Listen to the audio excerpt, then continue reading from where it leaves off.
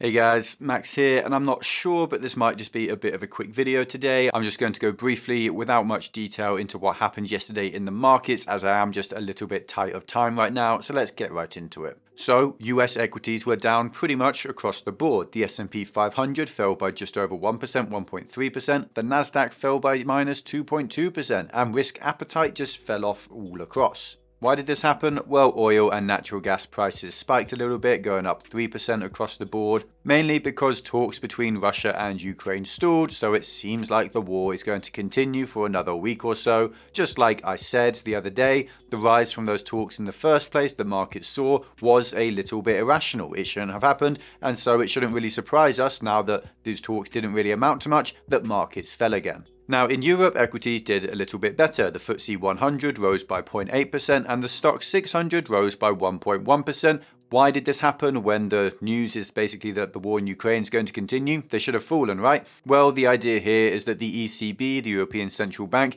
might be willing to open up the gates to quantitative easing and stimulus to aid the markets again. Basically, we might be going back to the days of 2020 and 2021 with full-on quantitative easing, money printing, bond buying programs by a central bank, basically pushing asset prices up, and this is of course bullish for markets.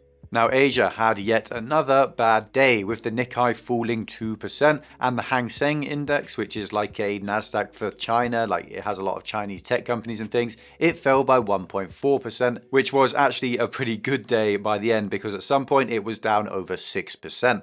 Now, in general, this is very bad news and it's all coming from China's markets. Bond prices are collapsing all over again. The markets in China had some band-aids put on them by the CCP over the last couple of months, and that stopped the bleeding for some time, but now the floodgates are open and they're crashing and collapsing all over again. There will of course be a full-length video about that coming out soon. Now, the Russian markets are still pretty much non-existent. There are no trading on their stock markets. They have closed since the war and they haven't opened up yet. And Christ, who knows when they're going to open up. I don't think they will for weeks to come yet. On top of that, Russian companies are struggling to sell their oil on the open market. The sanctions are still coming in and there doesn't really seem to be any change of place here. The UK is finally targeting some oligarchs, but not as many as we'd like and not as firmly as we'd like either. More sanctions are coming through from the EU and the US as well. They're going to keep coming through. We shouldn't expect that to stop anytime soon. Now, we have seen quite a few confirmations of some countries, particularly in Europe, spending more on their defense in reaction to this Russian invasion. Romania, for example, is going to be spending 2.5% of their GDP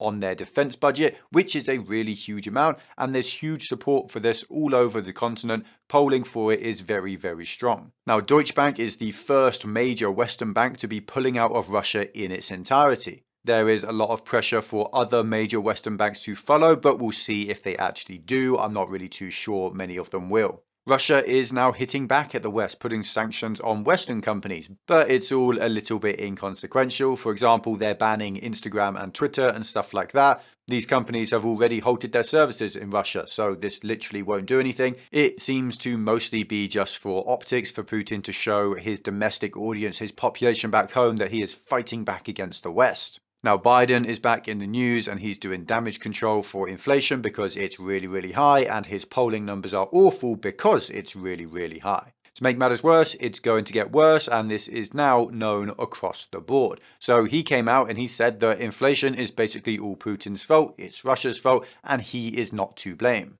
Now, obviously, this is insanely absurd, it's untrue, but some people will believe it anyway, which is sad. Now, I will play very quickly the full clip for anyone curious exactly what he actually said. A big reason for inflation is Vladimir Putin. From the moment he put his over 150,000 troops on the Ukrainian border, the price of gasoline in January went up 75 cents. And Putin began amassing troops along the border, and guess what? The world took notice. And those who work in the business know that the market anticipated. Prices went up more.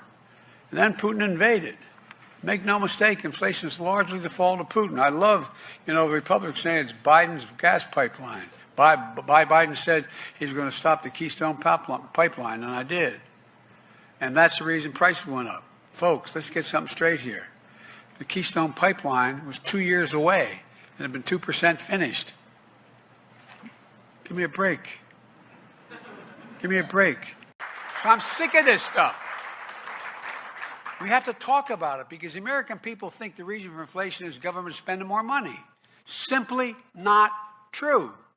So, in Biden's words, it's Putin's fault, it's not Biden's fault, and he's conveniently ignoring the huge inflation for the entirety of the last year, and he's only focusing on the huge inflation for the last 2 months. He also made the brave point that money printing is not causing inflation, that stimulus checks and things like that and spending from the government is not causing inflation.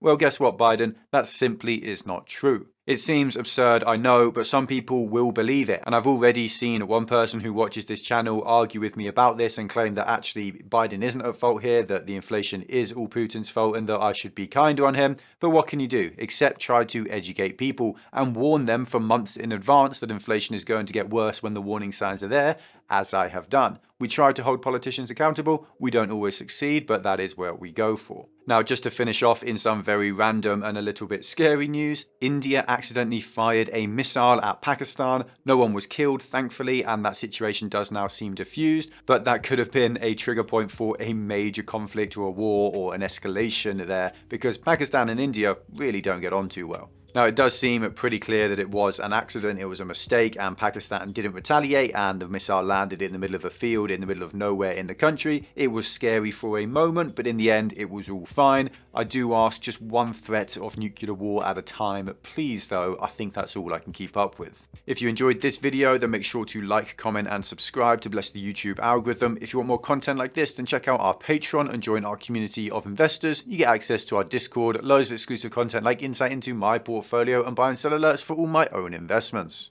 There's a link in the description to masterworks.io, a site that allows you to buy fractional shares of art from world famous artists like Banksy, which can be a great way to diversify your portfolio with non-market correlated assets. It's completely free to sign up, so if that sounds interesting, then make sure to check it out. There's also a link in the description to BlockFi, which will give you up to $250 in free Bitcoin when you use it. You can also get 9% interest on stablecoins like USDC, which is a far higher rate than you get from any savings account these days. Just make sure not to use Tether. Thank you all for the support. Thanks for watching. Stay stoic. Until next time.